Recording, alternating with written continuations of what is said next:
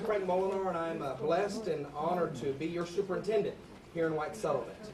I wanted to take just a little time to let you know a little bit about our first annual Drug Awareness Rally.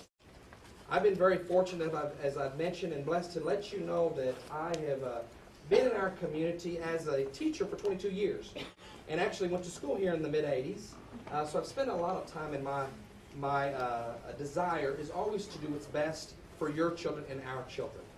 But to let each and every one of you know that 22 years ago I had an opportunity to start here at Burr Middle School as a teacher and as a coach, and as every young educator or young teacher, the first time we ever had a meet the teacher, I was extremely nervous about, am I going to have all the right things in place? How does my room look? Back 22 years ago, I had 8 full classes. And so I was getting ready for Meet the Teacher. And Meet the Teacher rolled around, and I maybe had a handful of parents that showed up that evening.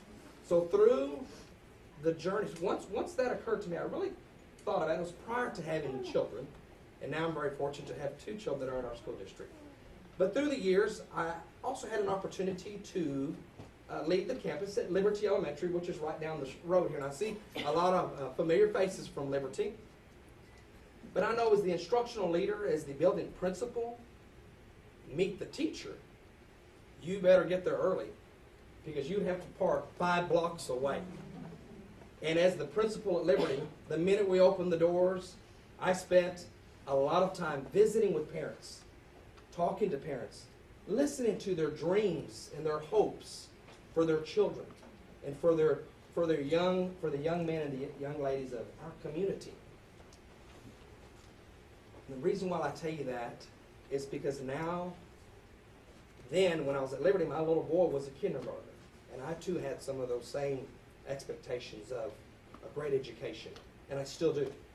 But as he's grown up, and now he is a freshman at Burr High School, and my daughter is a 6th grader at Tannehill Intermediate. I know this, folks. I'm talking to you as a parent to other parents. If my son could possess invisibility powers right now, anytime I walked around Burr High School, he'd use them. And I'm telling you this as a parent. When our children need us the most, unfortunately, we're not there.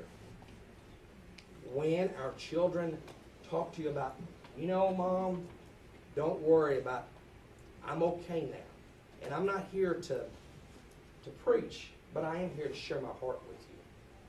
I am here to let you know that I am very blessed to be your superintendent. And I want to do all I can to do what's the very best for your children and mine. I know this. I know that we've worked real hard to gather the data, to gather the information. And as our sign, our poster said, knowledge is power. Knowledge is power. And that's what I'd like to do is, first I'd like to welcome each and every one of you to our first annual Drug Awareness Rally.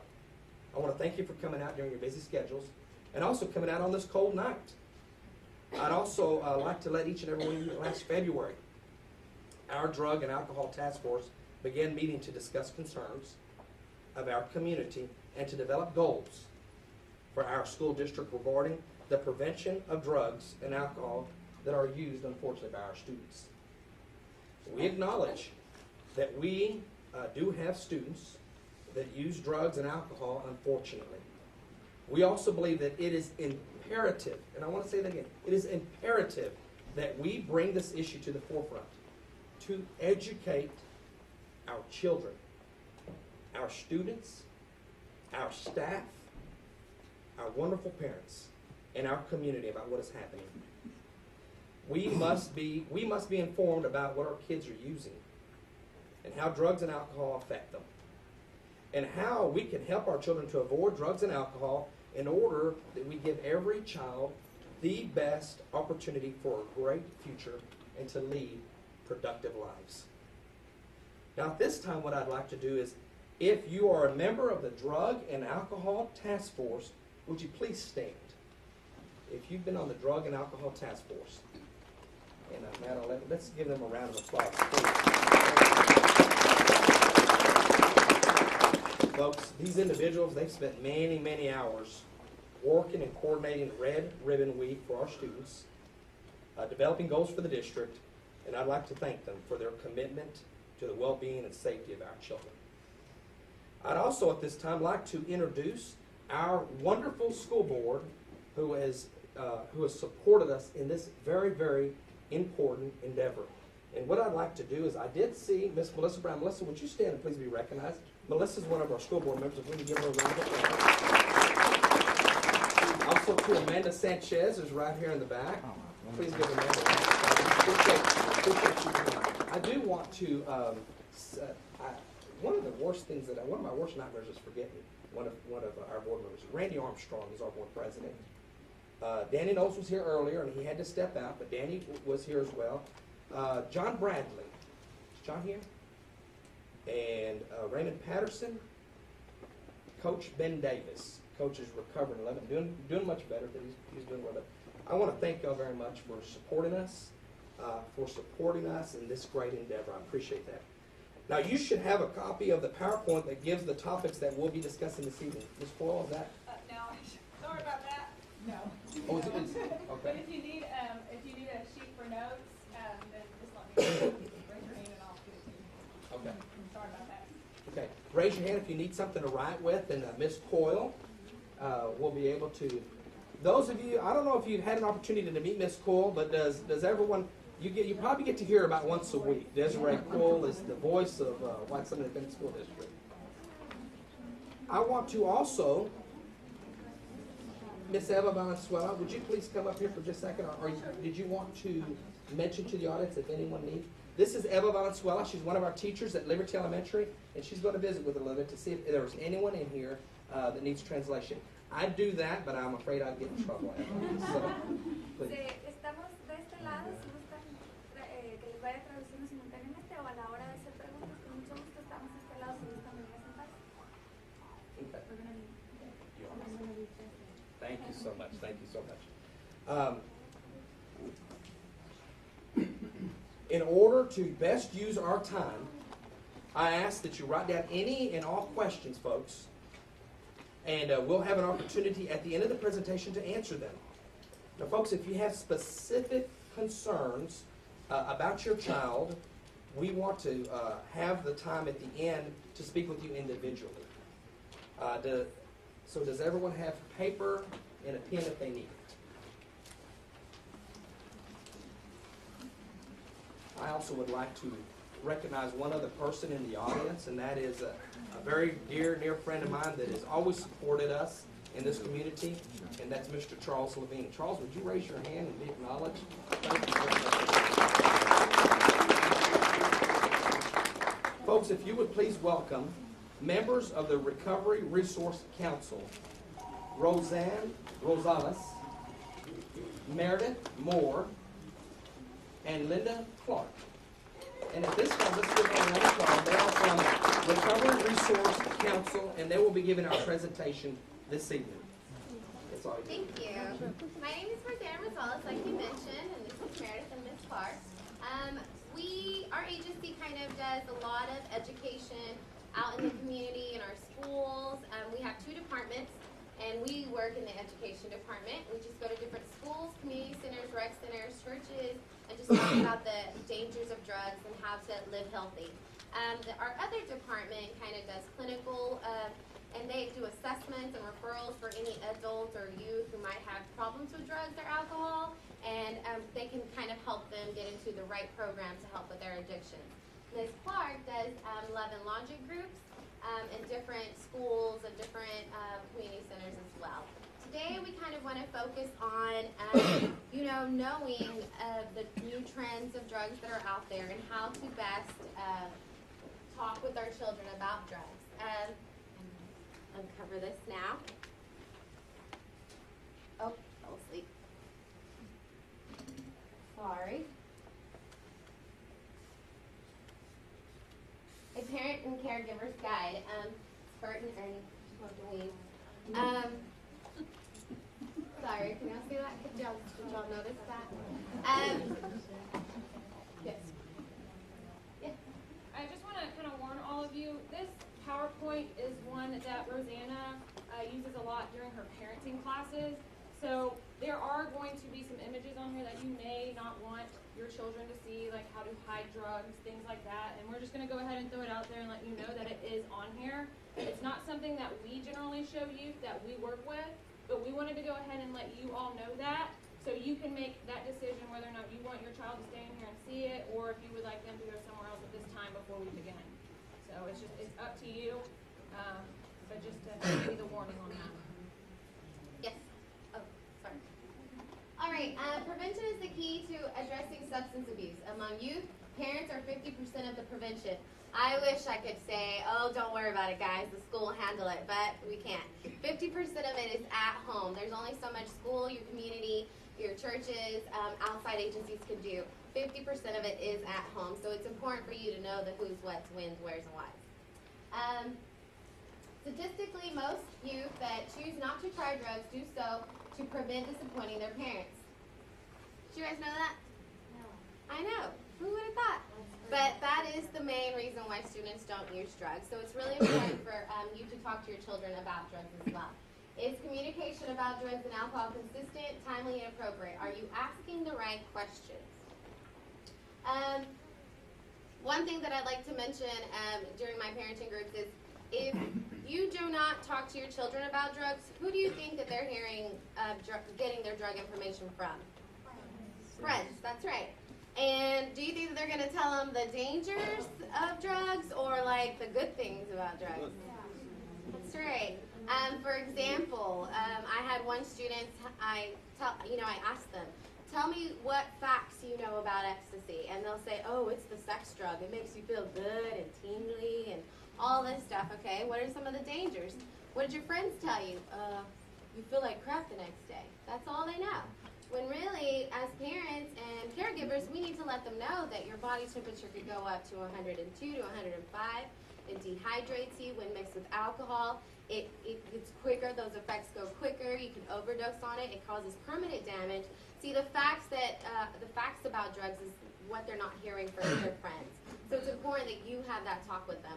I know sometimes as parents we're like, oh, if we don't talk about it, it won't happen. But it's happening, and it's important that you are the one who tells them the dangers about drugs. All right. These are some of the reasons why do kids use drugs. Parents are oblivious, silent, tolerable, or approve drug use. Personal traits: they might be bored, curious, stressed, or a way to cope. They might think it's normal. Drug availability is tolerated in the community or media. The feel-good escape of peer influences, belonging. Teens react are impulsive. Easy to get drugs at home, friends, or stores. Which one do you think is the most common? Stores. Peer influence is the number one reason why they try drugs. So the very first time they try it, it is peer influence.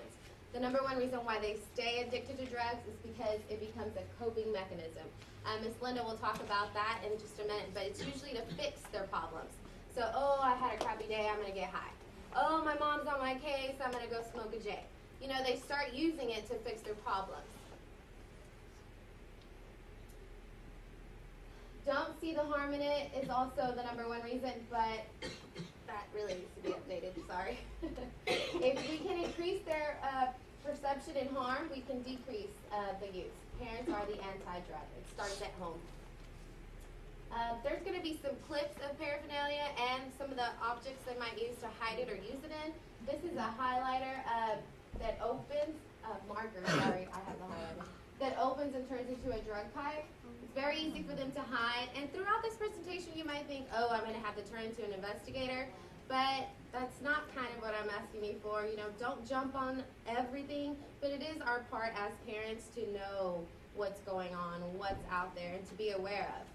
I think I had a mother not so long ago find tobacco dumpings in her trash can and had no idea what that meant. She's like, they're not smoking, they're throwing it away. And in my head I'm thinking, no, your son's smoking a blunt, you know? So it's important for you to know what's going on and how it's being used.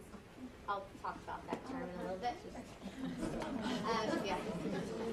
But this is very easy to hide, and actually if you take off the top of the marker, it'll write and it'll work just fine. But you know, it does feel a little bit heavier than a regular expo marker, so that's something to be aware of. And I wish I brought some in. I think, do you have one of these over there? We don't have a pin marker. Oh, okay. There's a marker. Sorry, I thought I saw one. But they're very easy to kind of hide. General signs of use, red flags. Just like when our children are sick, we can kind of see those symptoms. Same thing happens when they're starting to get involved with drug use. And these are some red flags, and just because your child has one, maybe two, doesn't necessarily mean that they're getting involved in drugs. But if you have about 3 or more, you might want to start looking into who they're hanging out with and things like that. All right? Dramatic change in style of clothes, hair, or music. Change in friends that your child hangs out with. Tardiness in truancy. Lack of motivation in school, change in grades. Isolating themselves from family. Dramatic change in attitude and personality. Change in sleep patterns. Excessive use of foul or obscene language. Eating pattern changes, dilated eyes, red eyes, or glazed eyes, sudden burst of anger, they lies, dramatic mood swings, excessive money requirements, or money disappearing. Like I said, your child might already have some of these. It doesn't mean that they're using drugs, but if there's about 4 or 5 of these signs, then it could mean that I would start looking into some of if they're using drugs or not. I wanted to add something. Okay. One thing that I wanted to mention, that isolating from family, that one's really one of the most common. And it's usually because if your child starts coming home and they're intoxicated. I mean, I have my child, and I notice when she's, has her skin's dry, or, I know what she wore that day. So as parents, we're the ones who are going to notice that they have the red eyes, that they're maybe losing weight, or the appetite has decreased. And so they're going to try to remove themselves from the parents so that they don't get noticed. So that's where that isolating comes in a lot. And it could be where they're coming home like at 11 or coming home at 12. They're just getting home later, and it turns into they're not coming home at all because mom's going to notice. Or can I spend the whole weekend over here? Or, hey, I want to go to the movies, and the movie theater closes at 12, and they're not coming home until 2. Just some of those signs we need to look out for. I wanted to just say that what you're looking for are really dramatic changes. It's kind of hard to tell sometimes because when your kids get into adolescence, from about 11 on through about 15 or 16, there are going to be changes anyway. But you're looking at really dramatic changes. And like Rosanna said, not just one, but you look for several. And that's kind of your indicator. So I just wanted to throw that in. Oh, I was going to say too, I had a mother who noticed that in her son's room were 4 or 5 bottles of cans of Febreze, and she couldn't figure out. Well, she found one of them, and she put it in the bathroom. And the son said, "What did you take my Febreze for?" "That is for, that's mine." And the mother said, "Well, it goes in the bathroom." And he said, "No, it doesn't. It goes in my room." He's been smoking marijuana in his room, and so he's using that so that the smell doesn't linger and go under the door. So, when a teenager is wanting and have things that have to do with their clothing not smell, you get a little suspicious. Again, don't turn into a detective, but do. Okay, this is just another soft can drink with a false bottom. Kind of like Home Depot or Lowe's sell that rock that kind of slides and you hide the key in there. They have so many marijuana containers, and you can get these at local smoke shops. There's several around our area, actually. And you can just purchase them, and they're quite affordable. And those stores are meant to be 18 and up, so no one under the age of 18 should be going in there. But I have caught some of my younger students with some items like these before. This one's like, I think, a Pepsi container, and it even feels like it's heavy, like it does have liquid in it. We have a water bottle one that even opens, and the water bottles are clear, but it opens and the bottom of it has water in it, so it actually looks like you can drink out of it. I mean, I think I would just pick that up and toss it in the trash if it was in my kid's room. But just kind of, you know, they make it very difficult. So it almost means that we have to be more looking out. That slide's too small. I'm sorry, I can't read it. These are little drug pipes as well. They make it, you know, they make it for the children. They make it kid, you know, so that they can kind of draw in the younger crowd. That's a little smiley face and love, and they'll have peace signs and Smurfs and Barbie and Princess. You know, they'll make it kid friendly. That's their goal, their purpose. Those are marijuana pipes. You just kind of put the paraphernalia on this end and then light this in. They're very small. I think. I'm sorry, your name? Matt. Had some over there. See, they fit in the pocket. They're very small, very easy for them to carry on them, and very easy to hide. Why shouldn't kids use drugs? Psychological and social problems, poor judgment, high-risk behaviors, academic failure. All psychoactive drugs affect the development brain differently, more disruption than an adult brain. Inhibit social and emotional and intellectual development by interfering with those stages of development. Teens are at higher risk of dependence, 4 times more likely to become addicted. Ms. Linda's going to tell you a little bit about the different stages of brain development so that we can know how the brain drugs affect the brain. In your little package, you've got a little paper that looks like this. It says Peaks of Development, and it's kind of grainy looking. It's not the best copy, but it's the only one I have. And this came from Rainbow Days in Dallas in a presentation on brain development. Human beings have 3 times in their life where they have massive changes in their brain development. And if you find this little sheet, you'll see the first one is, of course, before birth, when the baby is developing into a viable little baby that can be born. And then, you know how newborns sleep and sleep and sleep, so it drops down. Then you've probably been through the stage of 2 to 3. That is another stage of very, very rapid changes in brain development. And that is when a child starts realizing they are separate from you. They're not hooked to you like they thought they were up until about 2. They realize they're a little free agent.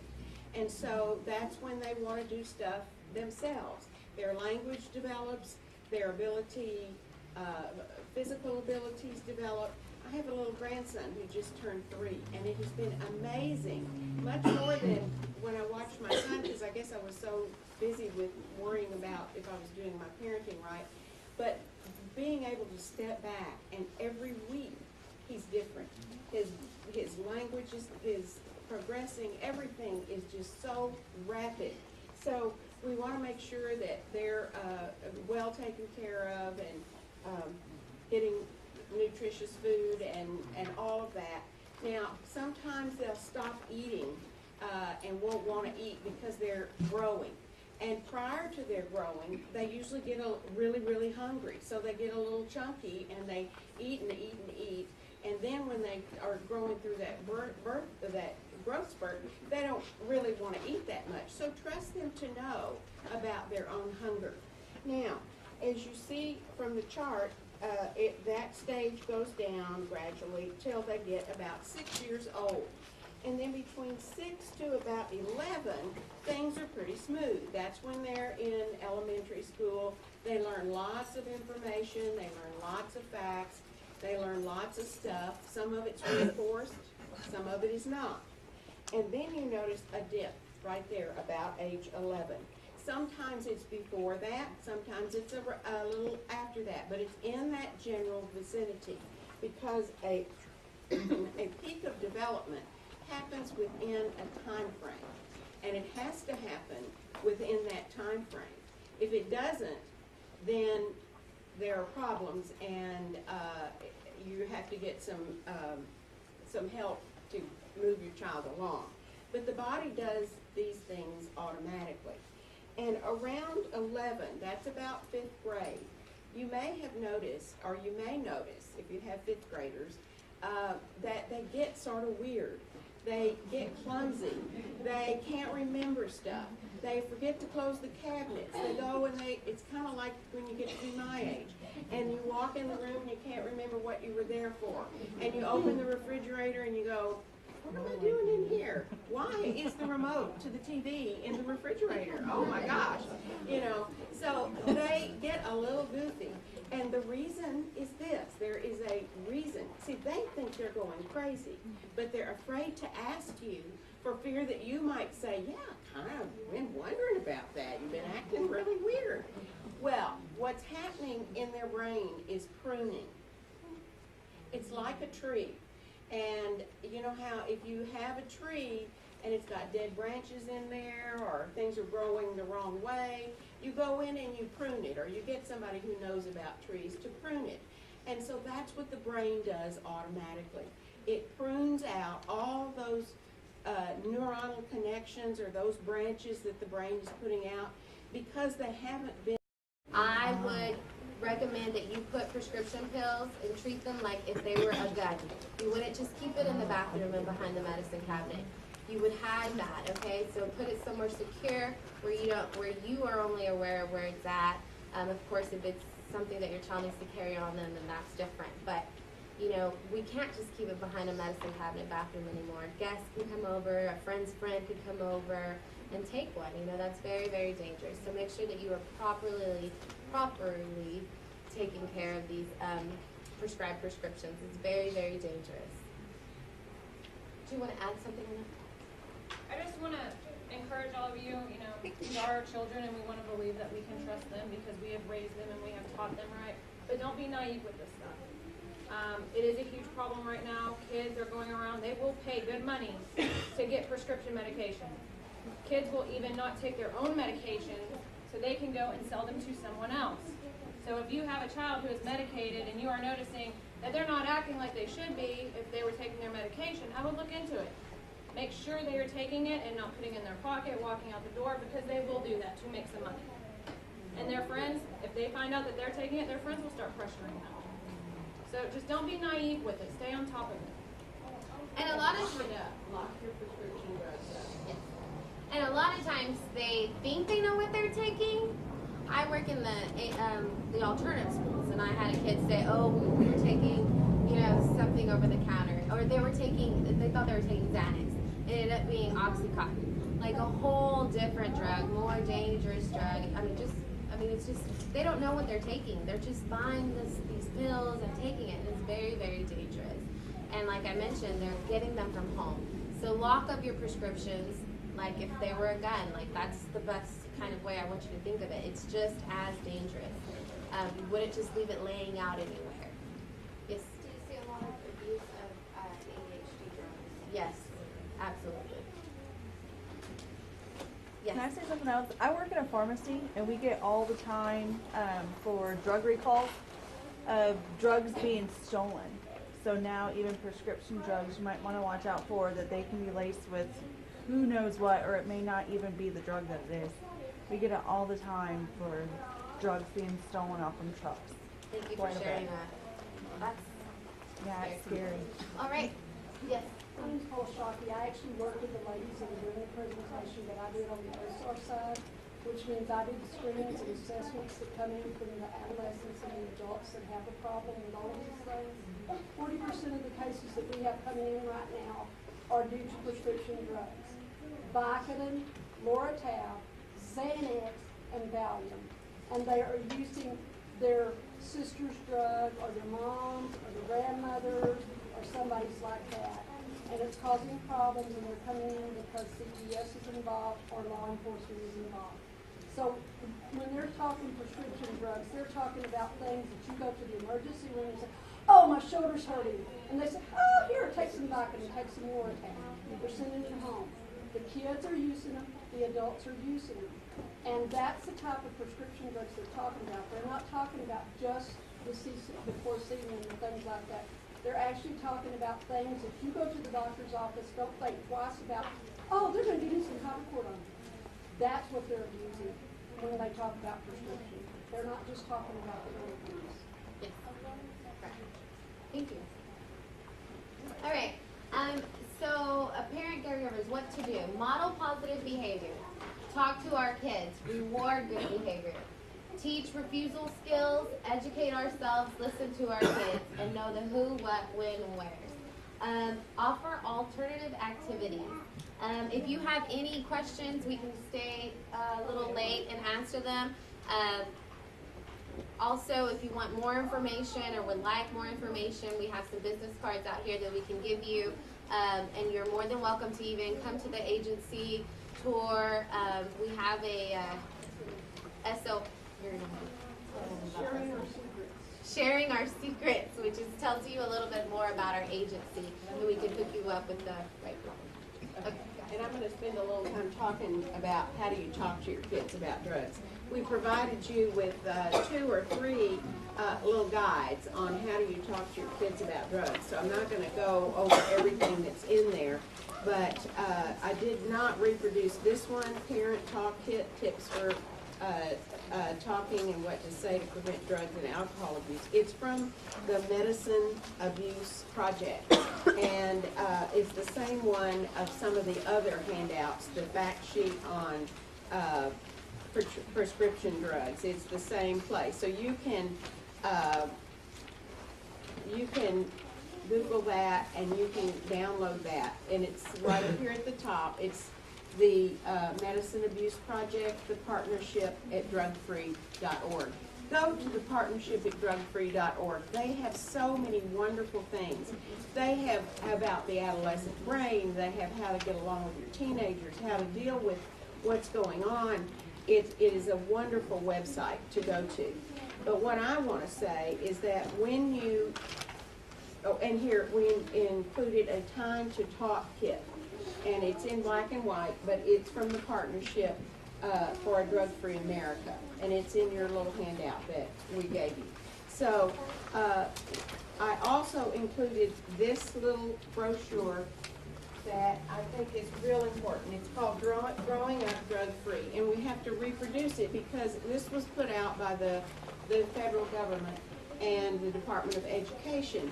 And I ordered a bunch of these because they were free. Well, what they had done is they had cut back on them and they left out the part I wanted parents to have. This talks about how to talk to your children effectively and also how to talk to them when there is a family history of alcoholism and drug abuse. They need to know if there is alcoholism, even if it's a great-great-grandfather or aunt that they don't even know. They need to know that because that puts them at higher risk that if they do use, that they could become addicted much faster. When I worked at Pascal High School in Fort Worth, I had a young woman who in 6 months was fully addicted to alcohol because she had it in her family. If you encourage your kids to wait to drink.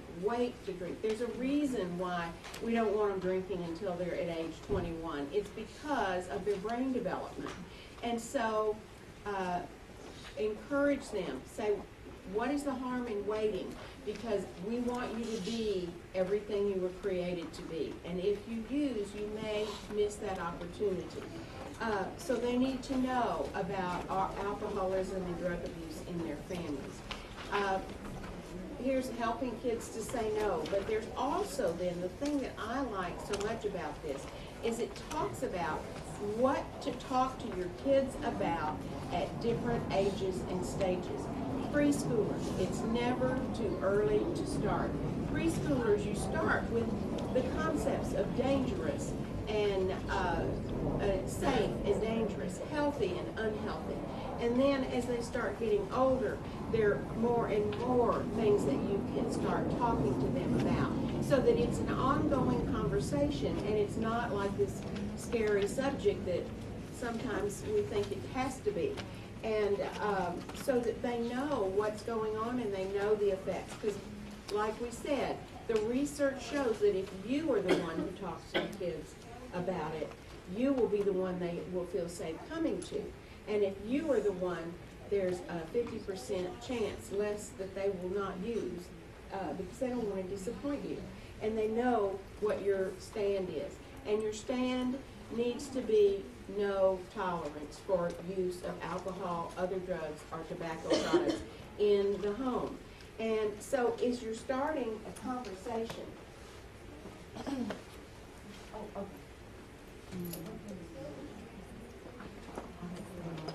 okay, 3 minutes. Okay, so when you're talking to, we've provided you with some tools. There are other tools out there, but start out by making an appointment. Don't try to catch them on the run. Say, I need to talk to you about something. When would be a good time? So you set up a time. If you're in the car and there's no music on, that's a good time. Boys don't like to sit down and look at you eye to eye. Girls don't mind sitting there and looking at you eye to eye. So if you're doing some other activity with the boys, they will be much more, like you're shooting hoops or whatever, they'll be much more receptive. Keep calm. Don't use an accusatory tone. And you might, and it is incredibly important to use empathy, because you're not trying to be the narc who finds out that something is going on. You are the parent who loves them and are concerned about them. I love you and I'm concerned about you. But start it out with something like this. Hey, Bill, you know, Dad and I attended that drug awareness fair that was for parents and kids that the school district had, and we learned a lot of information. And so I was just kind of wondering, what do you know about kids using prescription drugs? What do you know about that? Have you seen it in the schools? Are you aware of what they do with those drugs?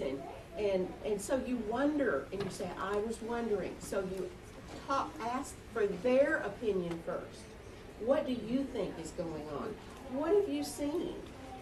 And then you can ask some more specific questions. And after you have gotten them to talk to you about what they're seeing or what they're hearing or what they're seeing their friends do or what's on the campuses, then you, after a while, letting them talk to you, then you say, well, would you mind if I gave you some information and kind of gave you my point of view on that? And almost always they will say, sure, that's fine. But you ask permission first, and you say, I was just wondering, what have you heard? What do you know? Do you know the effects of different drugs? What happens about marijuana? Do you know what do you know about it? So you're asking them questions so they can tell you first. And then after the discussion, you say, would it be okay if I told you some of my thinking and some of my ideas and some of the information that I learned? And instead of, we have a program, it's called Youthful Drinking and Driving Prevention Program. So if you're running into that, it costs $100. Have the kids pay the $100 if they've gotten a ticket or they've been cited. And if they don't have the money, guess what? You've got lots of jobs around the house that they can do to earn the money to pay for it. Or they can get it out of their savings. Now with this piece of paper, don't go up to them and say, you need to look at this. You need to look at this. This is your brain on drugs. Don't do that. But here's the most effective way. You leave it around. You put it on the kitchen table.